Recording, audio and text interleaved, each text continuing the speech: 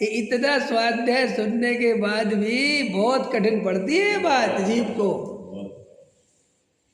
कि व्यापार करना और पंच कल्याणक की व्यवस्था देखना सब एक समान है।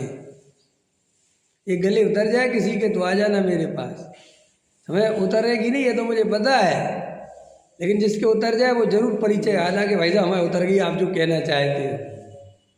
मंदिर बनवाना और घर बनवाना सब बराबर है। अब तो मर ही गए, उससे ज्यादा खतरनाक है। अभी आप ये बच से नहीं जाने क्योंकि ये घर भी बनवा दे मंदिर भी बनवा दे अपन तो कुछ बनवाते नहीं, अपन को तो मंदिर भी बना बनाया मिल जाता है और घर भी बना बनाया मिल गया। लेकिन अंदर में विचार करना तो मैं ये समझ में नहीं आता कि अरे इसमें है क्या दम, वहाँ पूरा योग उपयोग खर्च कर देते हो, वहाँ आत्मा है कहाँ, नहीं समझ में आया। ये तुम्हारे बाहर की व्यवस्था है, कोई पंच कल्याणों की व्यवस्थाएं देख रहा है, टेंट लगवा रहा है, ये कर रहा है, लेकिन गजब गजब की बात है उसको इसमें धर्म बुद्धि हो जाती, इसका नाम मिथ्यात्व है। देखो देखो खतरनाक बोल रहा हूँ। और एक आदमी व्यापार कर रहा है, नहीं गया पंच कल्याणक में, लेकिन उसे व्यापार में धर्म बुद्धि नहीं है, उसका सम्यक थे वो सुरक्षित है आया समझ में, ये खतरनाक है ये थोड़ा सा। इसलिए मैं कहता हूँ अपने आप को पहले संभाल लो ना, लुटने में देर नहीं लगनी। यहाँ इतने जल्दी लुटोगे, इतने जल्दी लुटोगे कि तुम्हें पता ही नहीं चलेगा कि यार हम ऐसे ही लुट गए। इसलिए ये पुण्य और पाप की भी अगर चर्चा करनी है तो पाप की एक विशेषता है कि उसको करते हुए जीव को कभी उसमें धर्म बुद्धि नहीं होती।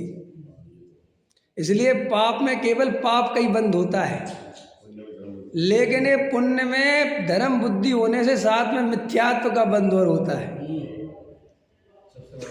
ये समझने में क्या कह रहा हूँ, ये जो समझ रहा होगा वो समझेगा, कहेगा ये क्या कह रहे थे यार आज। खदर जिस तुम पुण्य के पीछे जो मरे जाते हो ना, ये मरना ही बताता है कि मिथ्यात्व भरा पड़ा हुआ है ना। पुण्य पाप एक समान है, क्या दिमाग लगाना पुण्य और पाप में, समझ में आया।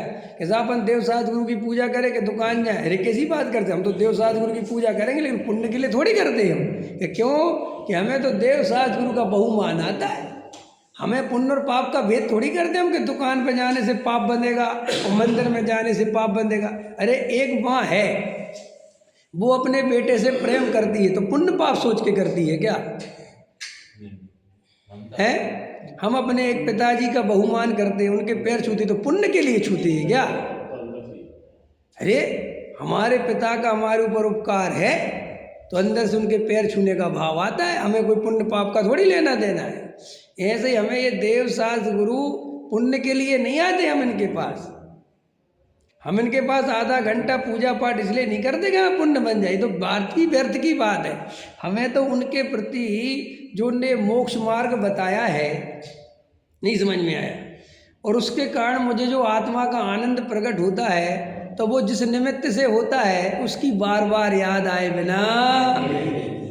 जैसे देखो मेरे को इस भगवान आत्मा की जो चर्चा है, जो तत्व ज्ञान है, जो सब कुछ मिला है, ये मुझे अपने पूजनीय दादाजी की वजह से मिला, मेरे बब्बा स्वयं के, ठीक है, और डॉक्टर भारल जी, दो व्यक्ति हैं मेरे जीवन में। तो मुझे जब जब तत्व की गहरी महिमा आती है तब तक उनकी याद आए बिना, ये है देव शास्त्र गुरु की स्थिति। ये जो अपन परंपरा से देवशास्त्र गुरु को पूछते हैं इसका कोई कुछ नहीं होता इससे, वो तो अंदर में माल मिले जो उनने दिया है। आप समझ गए कि नहीं समझ गए।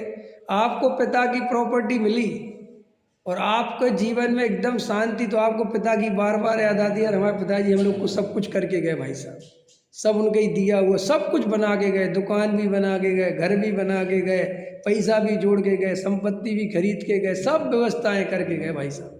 हमारे पिताजी के रहते हम कभी एक दिन परेशान नहीं हुए। आया समझ में। ऐसा ऐसे ही देव शास्त्र गुरु से जब आत्मा मिले तो देव शास्त्र गुरु की सच्ची महिमा आती है। परंपरा से पुण्य पाप के लिए की गई महिमा तो हम अनंत अनंत जन्मों में अनंत बार कर चुके। आया समझ में। आत्मा के अनुभव पूर्वक, आत्मलीनता पूर्वक गुणस्थान प्रमाण जब हमारे जीवन में बाहरी आचरण होता है, वास्तव में वो आचरण हमने आज तक धारण नहीं किया, और आत्मा के अनुभव के बिना आगम से पढ़ पढ़ कर, गुरुओं की सुन सुन कर, देखा देखी, समाज के भय से, नरक आदि के भय से, स्वर्ग आदि की चाह से हमने अनंत बार आचरण धारण किया, हमारा एक भव का अभाव नहीं हुआ। इसलिए ईमानदार बन जाओ। अरे घर का मोह बाद में छोड़ो, पहले समाज का छोड़ो। तो क्या कह रहे हैं हम? कहे जी पंडित जी अच्छे भाई साहब, घर का मोह इतना दुखदाई नहीं है जितना ये समाज का मोह दुखदाई है। समझ में आया? क्योंकि समाज के मोह में जो फंसा, मैंने उन सब की हालत देख रखी है। वे राजनेता ही बन जाते हैं, धर्मात्मा तो बहुत दूर हो जाता है। ये जितने पहले इतने बढ़िया, अभी भी बढ़िया है ना, कोई लड़ने झगड़ने लग जाए। पहले मेरे कुछ परिचित बहुत ऐसे हैं, जब वे कोई पदों वगैरह पे नहीं थे, कोई ट्रस्टी वेस्टी का चक्कर नहीं था, तब उनकी एक अलग प्रकार की ईमानदारी थी। समझ में? उनका धर्म के प्रति एक अलग प्रकार का नज़रिया, एक अलग प्रकार का बहुमान था। और जब वो ट्रस्ट वेस्ट बन गए और जब ये पद हो गए, और तब उनकी परिणति देखी, तो राजनेता उनके अंदर घुस गया। फिर वो नेतागिरी दिमाग में घूमने लगी, और जिसके अंदर नेतागिरी घूमने लगे, भाई साहब समझ लेना कि तुम अपना भाव खराब करने वाले हो। इसका फल अनंत संसार है।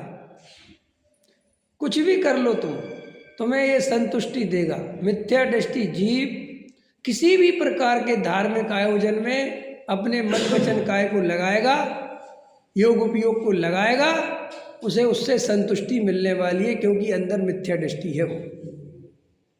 और लोगों से तो धर्मात्मा कहे बिना, देखो एक बात होता, लोगों का क्या जाता है, संसार तो स्वार्थियों का भरा हुआ है ना। अभी रमेश जी तुम अपनी दुकानदारी बंद करके ना मुमुक्षों की सेवा करने लग जाओ, तो हर पंच कल्याण में तुम्हें माला पहनाने लगेंगे। तुम भी पकड़ लो कोई काम वाम एक आध, समझ में आया कि नहीं आया, और चालू फिर देखो हमारे रमेश जी अपनी दुकानदारी छोड़ के, इनकी परिणति देखो आप। कोई ये नहीं कहता ये मिथ्या दृष्टि है। समझ में आया कि नहीं है? सब तुम्हें चने के पेड़ पर चढ़ाएंगे सब, और तुम एकदम खुश हो जाओगे।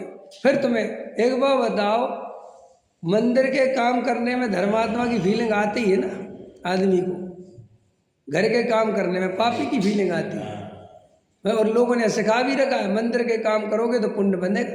और हकीकत बात है, अधिकतर लोग अंदर पुण्य की वासना और बाहर में मानादिक की वासना और प्रशंसा की वासना और धर्म बुद्धि, ये तीनों एक काम में भरी पड़ी रहती है।